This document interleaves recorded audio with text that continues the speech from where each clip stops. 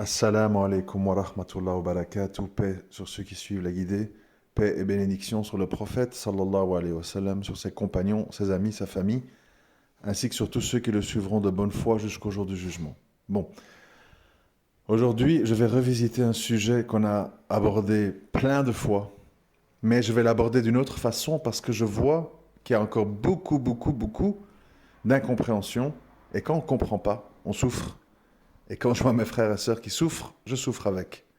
Et donc, je voudrais, à ma façon, essayer d'atténuer vos souffrances, parce que je pense que dans la vie, quand on comprend, on souffre moins. Quand on comprend. Bon, je vais essayer d'être le plus synthétique possible, parce que c'est un sujet dont je peux parler pendant des heures, tellement il y a des choses à dire, mais je ne voudrais pas vous ennuyer. Même si ce que je pourrais dire est intéressant, c'est important dans la vie de synthétiser, notre temps est précieux. Je suis quelqu'un qui suis convaincu, après mon expérience de vie et tout ce que j'ai pu observer, etc., que beaucoup de nos choix en matière amoureux, parce que je reviens sur le sujet homme-femme, mariage et compagnie, que beaucoup de nos choix amoureux nous sont imposés par notre biologie. On s'en rend pas compte, mais en fait, c'est ça. Et je vais m'expliquer pour que vraiment vous compreniez ce qui se passe. Je voudrais commencer avec l'homme. L'homme, vous, les frères qui écoutez, vous devez comprendre que vous êtes programmés génétiquement pour être des reproducteurs, des fertilisateurs. Et uniquement pour ça. Tout le reste, quand je vois les gens qui jouent au foot, qui voient les courses de voitures et machin, tout ça, ce sont des divertissements en fait. Vous n'êtes pas sur Terre pour ça. Vous n'êtes pas sur Terre pour ça. Vous êtes sur Terre, écoutez bien parce que c'est vraiment important que vous compreniez ça. Vous êtes sur Terre pour ingurgiter de la nourriture depuis que vous êtes enfant, sous forme de biberon, de lait, puis de panade, de soupe, de couscous, enfin peu importe. Vous ingurgitez de la nourriture qui rentre en vous, d'accord? Cette nourriture, elle est triée dans votre corps. Une partie va dans les urines, une partie va dans les excréments, et l'autre partie va pour faire fonctionner votre carcasse, que le sang circule, que vos muscles soient fortifiés, que vous ayez de la graisse pour vous protéger du froid, etc., etc. Donc, votre corps, en fait, est une machine de guerre qui demande, comme un tracteur, comme une voiture, comme un avion, qui demande de l'essence, c'est-à-dire d'être nourri. D'accord? Donc,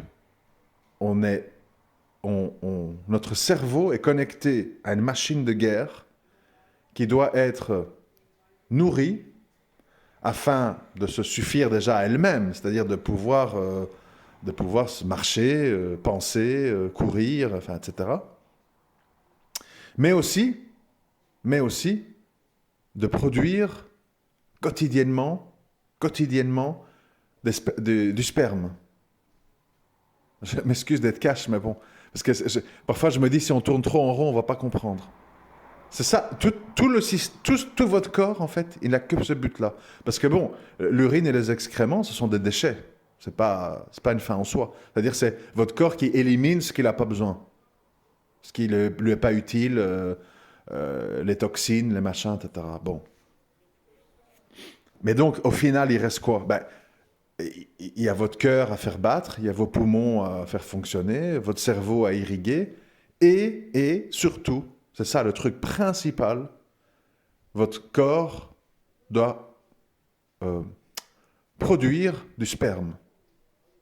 Bon, pourquoi faire? Pourquoi faire? C'est ça qu'il faut que vous réfléchissiez. Pourquoi faire? Pour que vous... des mots un peu, mais bon, c'est pas grave.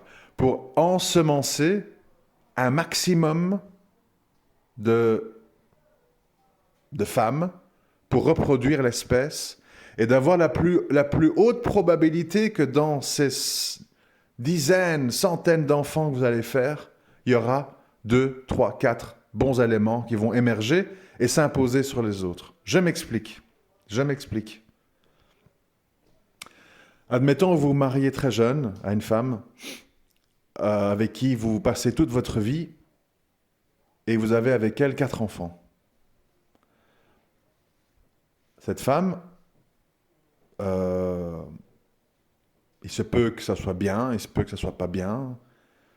Vos combinaisons d'ADN vont peut-être donner lieu sur 4 enfants à 2 enfants médiocres, c'est-à-dire fragiles de santé, simplets, voilà, médiocres, peu aptes à la survie, peu aptes à la guerre, peu aptes au génie intellectuel. Bon.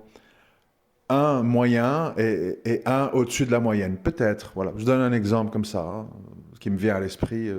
C'est pas très fiable, mais c'est un peu ça. Donc, dans toute ta vie d'homme, après avoir produit des centaines de litres de sperme, tu as un enfant au-dessus de la moyenne.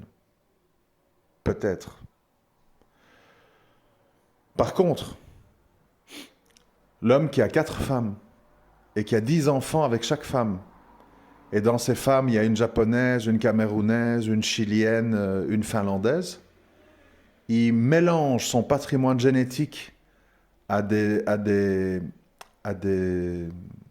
ovules totalement éloignés, totalement dispersés, qui fait que dans les 40 enfants qu'il va avoir, il multiplie les chances d'avoir une descendance, mâle ou femelle, qui va être au-dessus de la moyenne, qui va survivre, qui va améliorer les choses, etc., etc.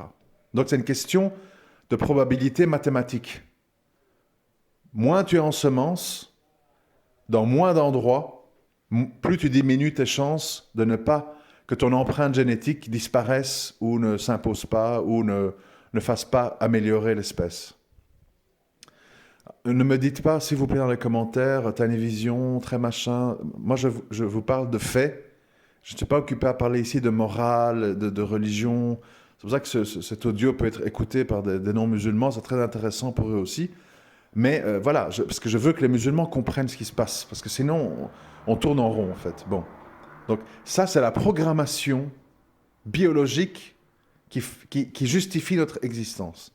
Après, évidemment, pourquoi est-ce qu'on a des muscles? Pourquoi est-ce que ceci? Pourquoi cela? On a le devoir, en tant qu'homme, d'être le protecteur et le nourricier de la personne qu'on a fécondée. Parce qu'elle va porter notre empreinte génétique et il faut protéger cet enfant.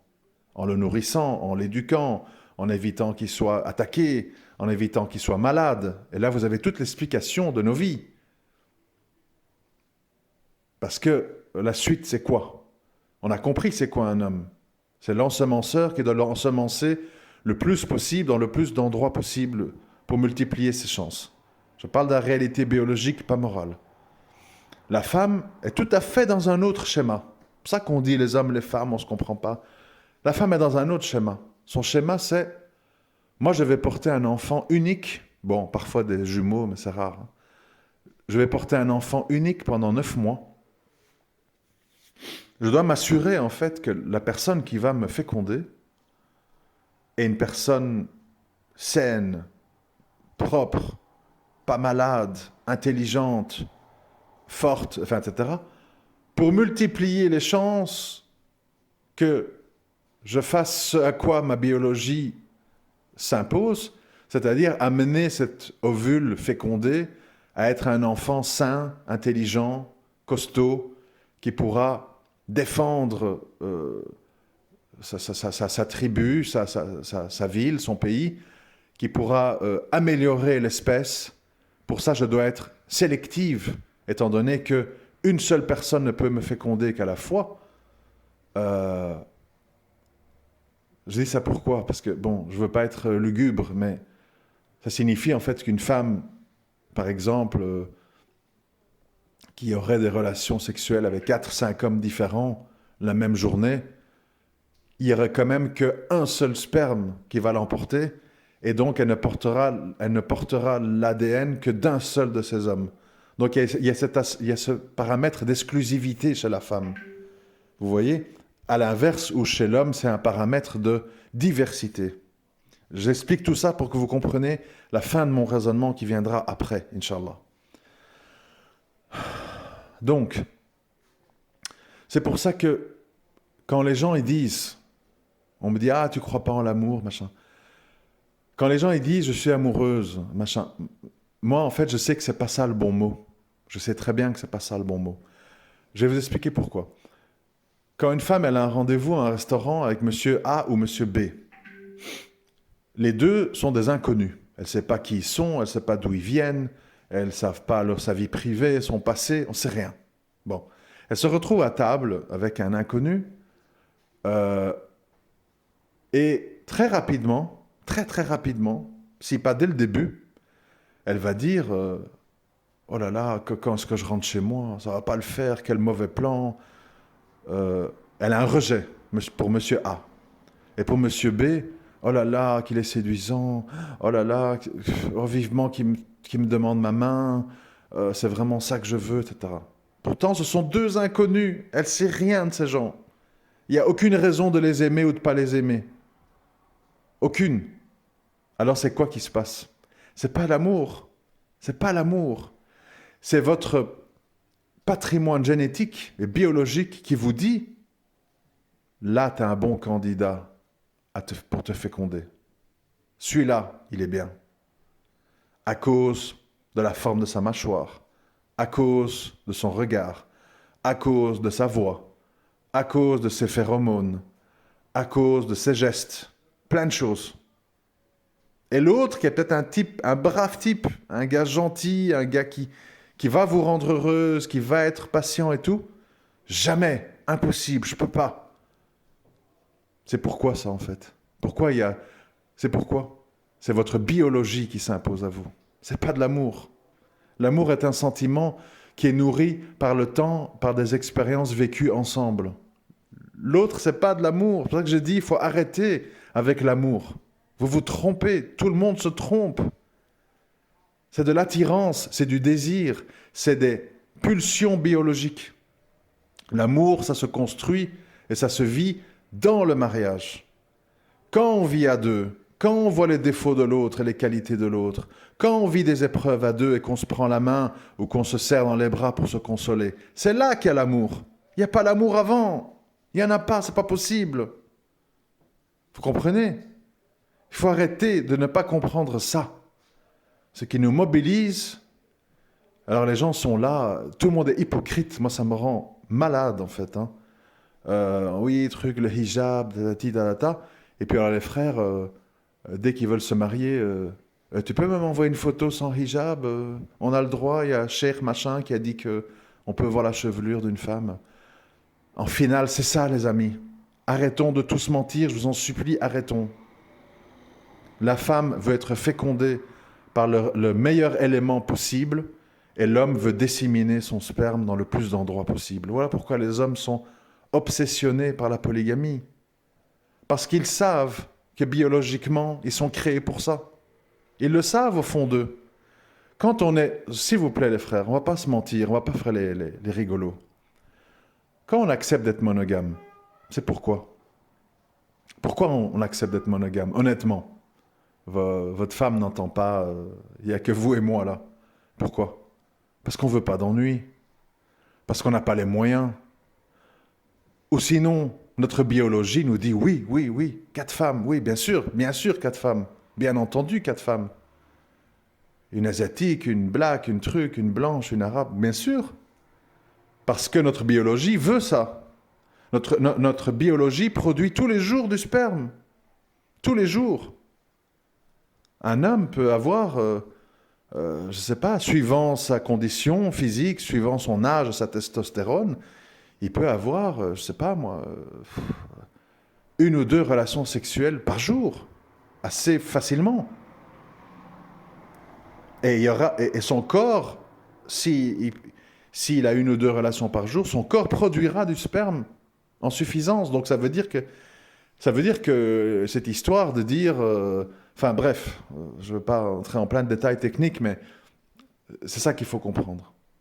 Donc, il y a nos vies, nos codes sociaux, etc. Et puis il y a notre réalité biologique. La femme, elle veut un enfant, elle veut des enfants d'un homme qu'elle a choisi, avec lequel elle se sent à l'aise, parce que biologiquement, tout son corps et son âme tend vers cette personne.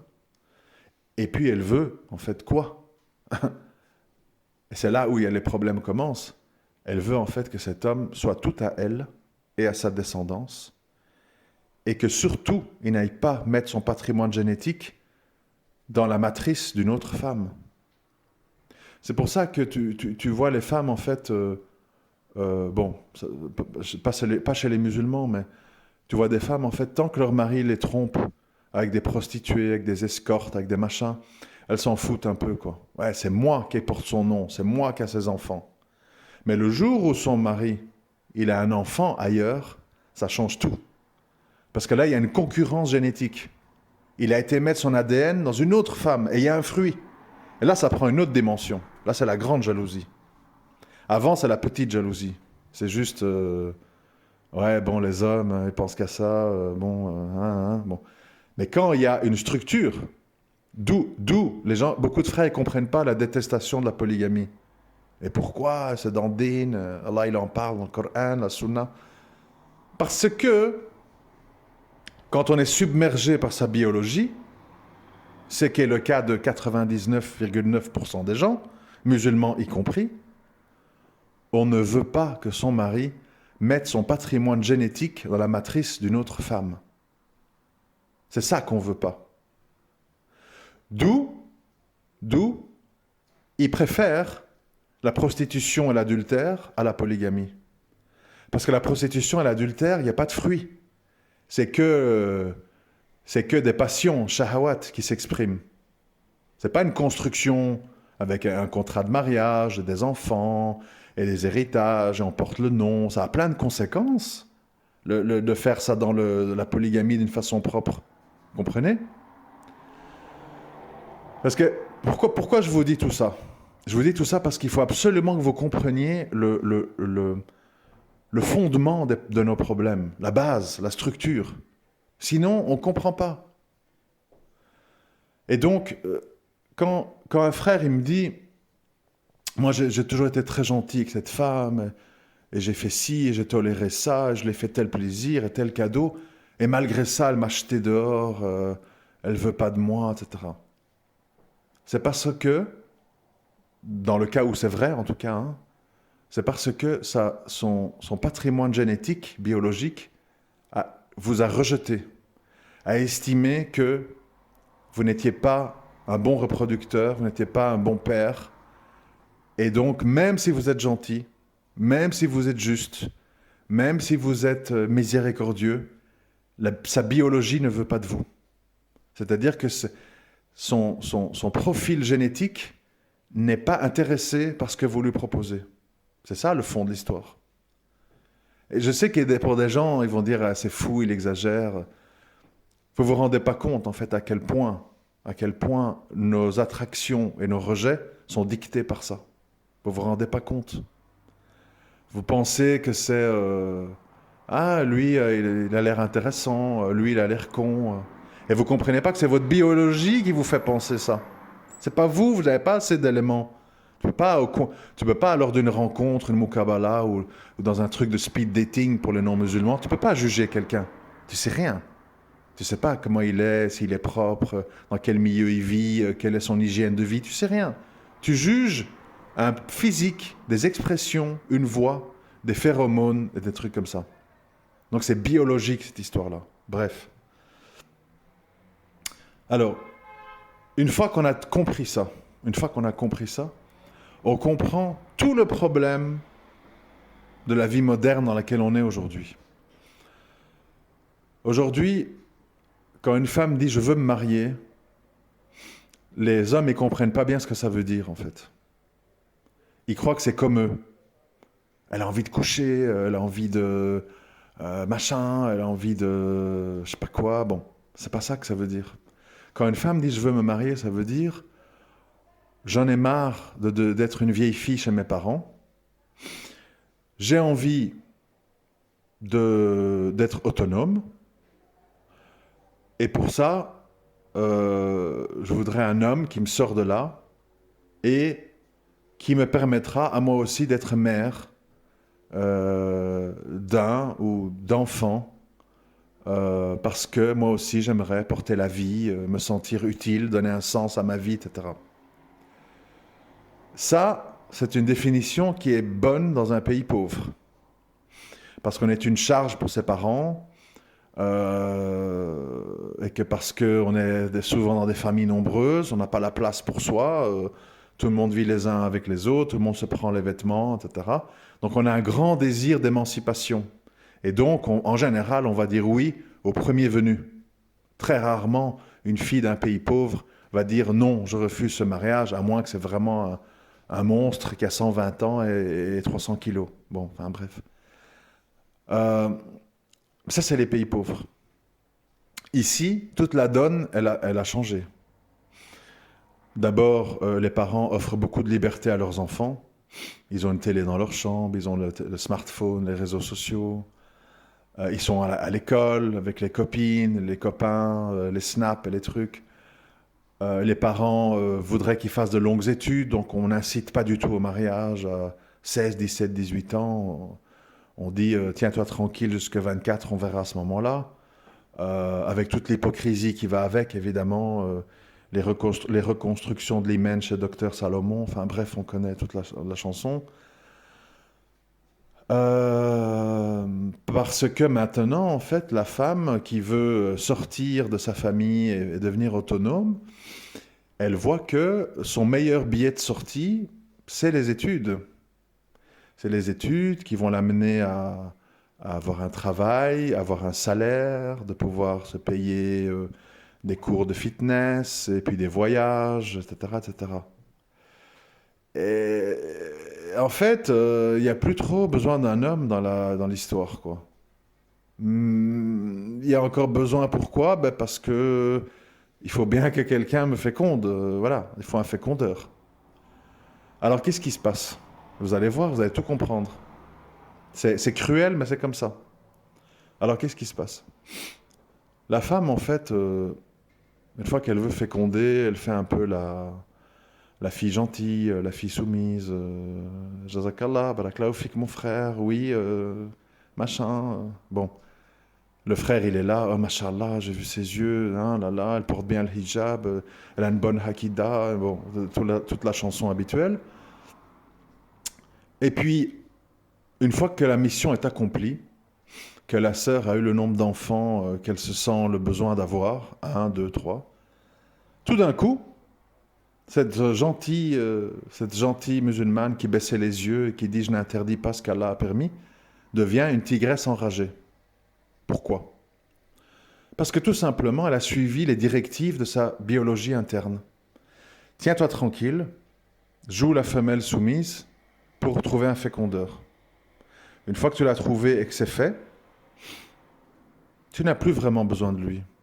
Tu as ton travail, tu as tes allocations, tu as ton logement, tu as tes APL, tu as ta carte vitale, tu as tes parents, tu as l'État, tu as la justice, tu as tout avec toi. Écoute, bon, s'il est vraiment, vraiment soumis, qui t'exige pas grand-chose, et bon, c'est toujours bien que des enfants aient un père, quand même. Bon, allez, ça va, ok. D'accord. Mais, au moindre pas de travers, au moindre malentendu, au moindre quiproquo, l'homme est sur un siège éjectable. Parce que tout simplement, il n'est plus nécessaire à la femme. La femme n'a plus besoin de lui pour aller chasser, ramener de la viande. Elle n'a plus besoin de lui pour être fécondée parce que c'est fait. Elle a eu ses enfants. Maintenant, elle veut les éduquer et les faire grandir.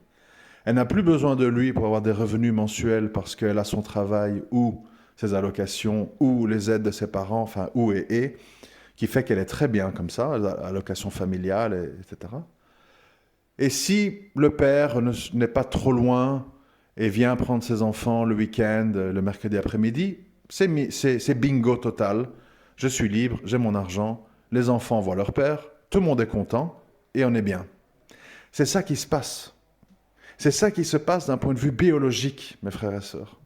Si vous ne le comprenez pas, vous n'allez pas comprendre pourquoi vos divorces, pourquoi le mariage et pourquoi c'est difficile. Bon. C'est très important de comprendre ça. Très important. Ensuite, ça rajoute à ça autre chose, dont je parlais ce matin avec quelqu'un pour lui expliquer la réalité. Les gens, quand tu leur parles, en général, ils te disent tous « je veux me marier » ou « je veux me remarier », etc. Bon. Mais dans la réalité des faits, tout le monde a son appartement. Tout le monde vit à tel ou tel endroit, qui est à Marseille, qui est à Nantes, qui est à Paris, enfin bref. Les gens, ils ont des habitudes, ils ont un boulot, ils ont leur mosquée, bon, bref.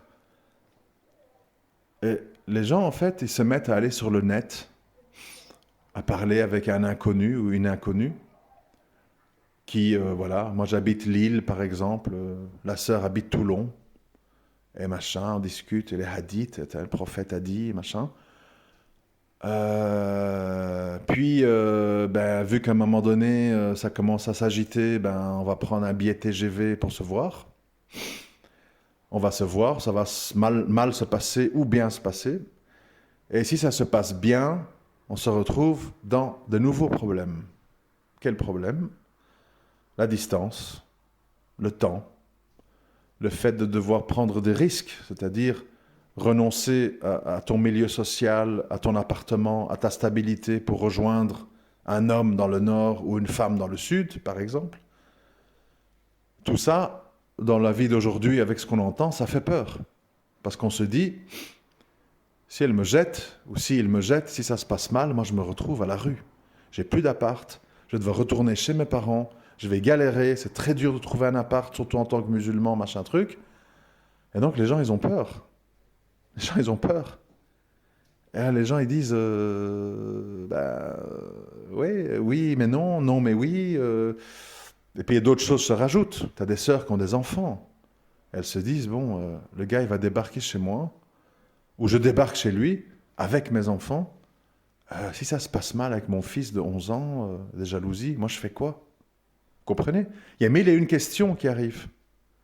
Alors, les gens, entre leur travail, leur sécurité, leur rythme de vie, leur peur, leur phobie, qu'est-ce qui se passe? Tout le monde reste chez soi. Plus personne se marie, plus personne vit ensemble. Il y a trop à perdre, vous comprenez? Il y a trop à perdre. Pourquoi je dis ça? Si vous êtes un frère ou une sœur, peu importe, c'est dans les deux sens, et vous louez un appartement avec votre mari ou avec votre femme, et ça se passe mal, il y a des coups, il y a des crachats, il y a des machins, bon. En général, la police, quand elle vient, elle impose à l'homme de partir. Parce que la femme est vue comme créature faible, etc. Bon. On va dire, est-ce que vous avez quelqu'un où vous pouvez aller passer la nuit pour aller réfléchir et vous calmer? Alors bon, si tu as de la famille, tu as de la famille, mais si tu n'en as pas, qu'est-ce qui se passe? Si tu n'en as pas, tu es à la rue. Tu es à la rue ou tu es dans un espèce de centre. Ça, c'est la réalité. Donc ça veut dire en fait que tu mets ta sécurité physique en jeu en acceptant de vivre dans le même lieu qu'une autre personne. C'est la réalité, et les gens l'ont bien compris. C'est pour ça que les gens, ils ont peur. C'est pour ça que maintenant, la plupart des gens qui veulent se marier, ils disent tous, si on se marie, c'est chacun chez soi. On se voit pour les bons moments, mais on ne vit plus ensemble. Parce que j'ai des enfants, j'ai pas trop envie que pendant qu'on est dans la chambre et qu'on fait nos trucs, maman, j'ai fait un cauchemar, avec le beau-père qui est là, qui va être cassé. Je veux dire, il faut que vous compreniez la réalité pour que vous compreniez pourquoi ça se passe mal. Parce que si vous ne la comprenez pas, vous dites « Et pourquoi les femmes sont comme ça? Et pourquoi j'arrive pas à me remarier? Et pourquoi toutes mes moukabalas débouchent sur rien ?» Parce qu'il y a tout ça, il y a tout ce que je viens de vous expliquer. Et donc c'est important. C'est pas le but d'être pessimiste. On va dire « Ah, tu peins tout en noir, t'enlèves tout l'espoir aux gens. » Non, je veux que vous compreniez le contexte social dans lequel on est. C'est tellement important. Parce que si on le comprend, on peut corriger certaines choses. On peut réaliser que peut-être on suit un mauvais chemin. Vous savez, les gens ne comprennent pas que nous avons un conscient et un inconscient. Ton conscient, il peut te dire, je veux me marier. Et ton inconscient, il dit, non, je veux pas, en fait. Et c'est pour ça que tu as des gens qui disent, mais je comprends pas, j'ai vu la sœur dans le Moukabala, on avait l'air d'être d'accord, et puis tout d'un coup, elle m'a dit non, je sais pas pourquoi. Parce qu'il y a l'inconscient. Il y a l'inconscient. Une sœur, elle peut vous trouver très beau, très intelligent, très pieux, très tout, et puis elle rentre chez elle, surtout les femmes, encore plus que les hommes, et puis elle rentre chez elle et elle dit, oui, mais s'il me trompe, oui, mais après, s'il m'impose une coépouse, oui, mais s'il s'entend pas avec mon fils, oui, mais s'il est violent, oui, mais, si. Tu sais quoi? Non, ça vaut pas la peine. Je vais lui dire que j'ai fait salat istikhara et que j'ai pas de bons signes. Ça, c'est la grande arnaque. Hein. J'ai fait salat istikhara, je le sens pas. En fait, c'est simplement l'inconscient qui a parlé à la sœur, qui a réfléchi et qui s'est dit, oulala. Là là. Et comme ça va arriver à toutes les rencontres, puisqu'on a affaire à un inconnu, je vous l'ai dit, un inconnu, à part juger son physique, sa voix, ses gestes, tu sais pas c'est qui. Tu sais pas c'est qui. Donc c'est pas de l'amour, c'est du désir, c'est de l'attirance biologique. Et donc, une fois, deux fois, trois fois, et puis à un moment donné, en fait, le conscient commence à réaliser le message de l'inconscient. Te marier dans ta situation, c'est dangereux. Et les gens, à un moment donné, ils renoncent. Et ils deviennent famille monoparentale, etc. Où les frères, ils commencent à se dire, est-ce que je me marierai pas à une chrétienne est-ce que c'est vraiment haram d'épouser une femme sans religion j'aimerais bien faire un mariage messiar. Pourquoi? Parce que les gens, en fait, ils voient la réalité, c'est-à-dire que le projet de base n'est plus applicable. N'est plus applicable. Parce que tout notre environnement social a changé. Les parents, l'argent, l'État, les allocations, tout a changé. Donc notre biologie change. Et là où avant on s'accrochait à un homme, parce qu'on avait besoin qu'il ramène la viande, qu'il protège la famille et qui assure aux enfants de pouvoir se loger, se vêtir, aujourd'hui c'est l'État et les allocations qui le font, ou un travail, c'est plus l'homme. Donc l'homme il est vu très vite comme un boulet, comme un élément perturbateur, dont on n'a pas spécialement besoin. Donc c'est pas que la femme vous aime plus, c'est pas que la femme est ingrate et injuste, c'est que simplement, en fait, sa biologie s'est imposée à elle. Et donc, là, on en vient finalement à l'aspect islam. L'islam, en fait, elle est là sur cet aspect-là, pour réguler tout ça. Réguler. On ne peut pas avoir 100 femmes à qui on fait 10 enfants parce qu'on doit mettre son sperme partout. L'islam a dit, tu peux en avoir jusqu'à 4, mais attention, si tu es injuste, ça se retournera contre toi. Tu dois leur assurer ceci, cela. Bon, l'islam, en fait, encadre notre nature biologique. Mais elle en tient compte. Là où les mécréants sont dans un truc ultra idéalisé qui tient absolument pas compte de la biologie, enfin si, qui en tient compte, mais d'une manière anarchique. T'as 14 ans, tu couches avec des filles dans les toilettes, elles tombent enceintes, elles vont avorter, elles mettent des préservatifs sur ton couvert. Donc en fait, c'est le cirque Bouglione. C'est-à-dire la biologie, elle est là, on le sait, mais on n'encadre pas en fait. On se contente de boucher les trous. Et on tue des fœtus et les filles arrivent finalement à 25-30 ans à se marier après avoir été dégommées dans tous les sens. Elles ont connu un black, un blanc, un beurre, elles ont avorté 2-3 fois. Elles ont subi 4-5 chagrins d'amour, et on arrive dans le mariage complètement cabossé, et tout le monde espère que ça va bien se passer. On est chez les fous, les amis. On est chez les fous. Et moi, j'ai pas envie d'être fou avec les fous. C'est peut-être pour ça qu'on pense que je suis fou. Parce qu'en fait, je veux pas faire partie de la folie ambiante. Parce que je la comprends. Je sais très bien ce qui se passe, en fait. Psychologiquement, vous savez, de nouveau, faut pas avoir fait 10 ans d'études pour comprendre ce que je dis. C'est basique. Psychologiquement, une fille qui arrive dans un mariage, mais qu'elle soit musulmane ou pas, après avoir eu 15 petits copains, 2 avortements, 5 chagrins d'amour, est tombée sur 2 hommes violents qui la battaient ou qui étaient alcooliques, qui arrive chez vous, elle vous arrive en morceaux. Elle vous arrive en petits morceaux. Et au moindre petite chose que vous allez faire qui va vous rappeler, qui va lui rappeler une de ses mauvaises expériences, vous serez le diable incarné. Et on va vous massacrer. D'où le fait que l'islam incite au mariage précoce, pour que l'imprégnation de la vie se fait quand on n'est pas encore abîmé et qu'on vit toutes ces expériences dans le mariage avec une personne stable, etc., etc. Mais le problème, c'est qu'on a tout cassé. On a tout cassé en 1000 morceaux. Et maintenant, on veut faire du beau. Moukabala, la fête, on bloque le périph' avec les voitures. You, you, you, you. 40 000 balles, la dot, la fête, le DJ. Et puis 6 mois après, machin. C'est pathétique. L'humain vit sans comprendre. Sans comprendre la réalité biologique. Pourquoi nous sommes là. Je répète ce que je dis. Observez-vous, les frères. Toute votre carcasse que vous portez là, elle est conçue pour une seule chose, être nourrie, produire du sperme, et après, avec votre physique, défendre votre descendance en la nourrissant et en la protégeant contre les agressions extérieures. C'est l'unique raison de notre existence. Tout le reste, c'est du blabla, en fait. Et les artistes, et les tableaux, et les statues, et la musique, et Mozart, ça c'est tout du truc inutile en fait.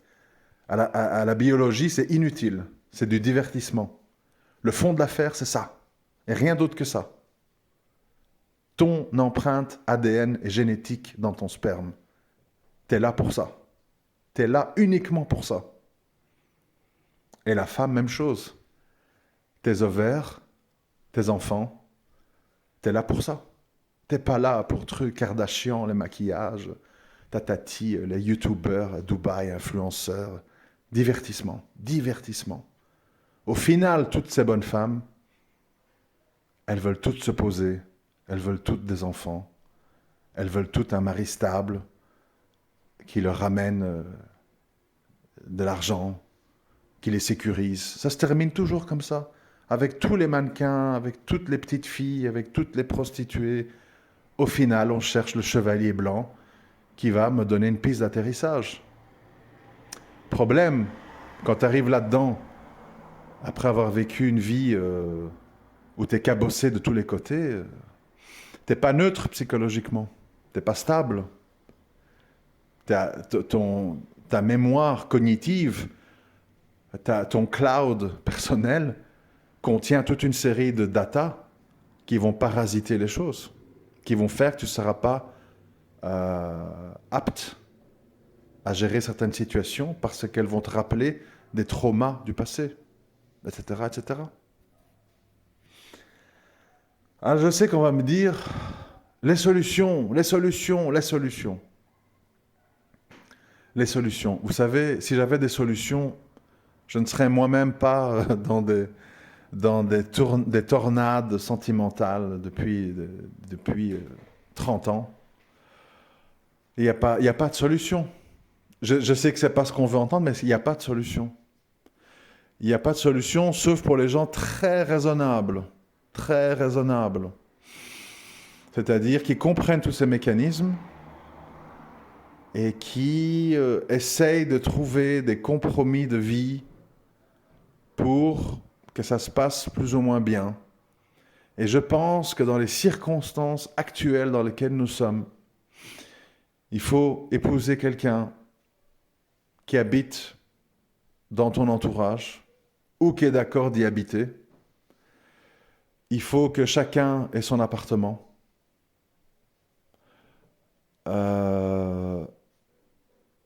Et il faut... c'est compliqué. Et il faut bien se connaître avant de penser à faire des enfants.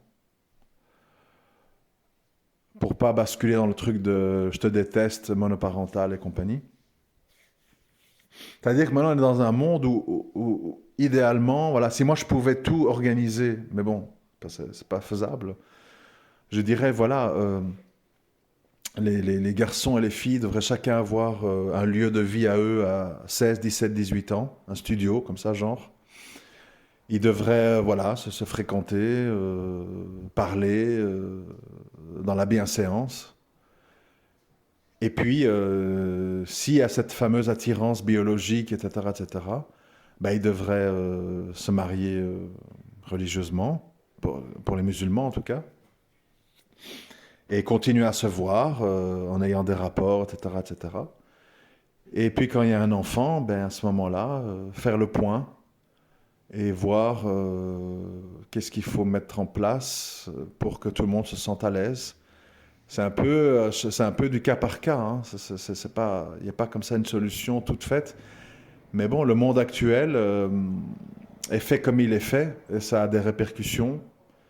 Et si au moins vous comprenez ce qui se passe, les mécanismes sous-jacents de tout ça, vous allez comprendre ce qui vous arrive, pourquoi vous avez été jeté par une femme, pourquoi vous avez du mal à vous marier, pourquoi vous avez du mal à rester marié, pourquoi vous éprouvez du dégoût, de l'attirance ou du rejet pour une personne parce qu'il y a les concordants génétiques biologiques. Ça n'a rien à voir avec l'amour, absolument rien à voir avec l'amour.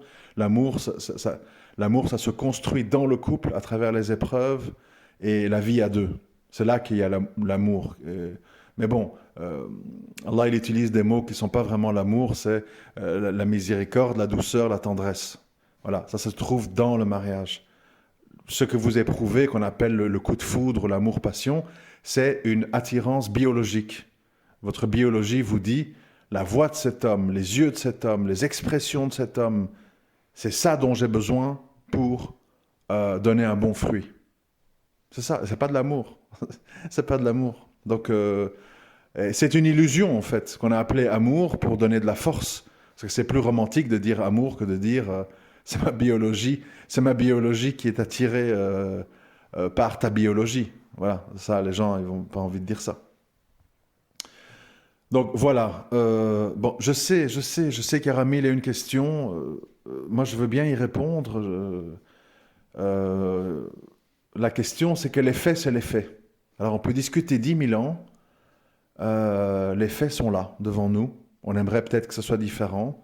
On aimerait le grand amour qui dure toujours, un homme toujours là pour moi, et son sperme rien que pour moi, et les enfants rien que pour moi. Oui, on voudrait tout ça, mais la réalité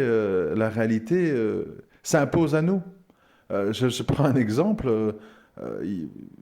On a de nombreux frères, je pense, à avoir intégré l'idée de monogamie et de nous en satisfaire, de ne pas être comme ça dans la frustration par rapport à la polygamie. Mais la vie fait que on devient des polygames malgré nous, puisque on est marié, puis divorcé, puis à chaque fois on a des enfants. Ben, au final, tu te retrouves avec 3-4 femmes et une dizaine d'enfants, quoi. Donc tu es un polygame malgré toi. Ta biologie s'est imposée sur toi. Tu as voulu être monogame, tu as voulu faire un mariage avec une femme, et puis ben, au bout de ta vie, tu vas voir que tu en as eu 4-5, et chacune avec des enfants. Et donc tu auras été polygame malgré toi, à travers des mariages-divorces, qui sont en fait des statuts de principe. Parce qu'à un moment donné, voilà, les gens se marient, puis ils divorcent, puis ils se remarient. Tout ça, c'est très fluctuant, très mobile. Et c'est pas des statuts, voilà. Bon, j'espère que vous m'aurez compris. J'espère que ça vous a pas déprimé. Et c'est important de comprendre qu'il y a la réalité religieuse, mais il y a la réalité biologique. Rappelez-vous, je vous renvoie toujours à mon audio d'il y a 5-6 mois, les 3 êtres humains en nous, le spirituel, le biologique, le psychologique. Je vous invite à aller le réécouter et vous allez comprendre que même si on voudrait tous être des êtres spirituels, nous ne sommes pas des anges parce qu'en nous, il y a les paramètres biologiques et psychologiques qui changent toute la donne. Et soit on en tient compte, soit on est dans le déni. Et si on est dans le déni, on va se prendre la tête dans le mur et on passe de l'incompréhension en incompréhension. Et à la fin, on devient amer, frustré, agressif, etc., etc. À très bientôt, Inch'Allah. Assalamu alaikum wa rahmatullahi wa barakatuh.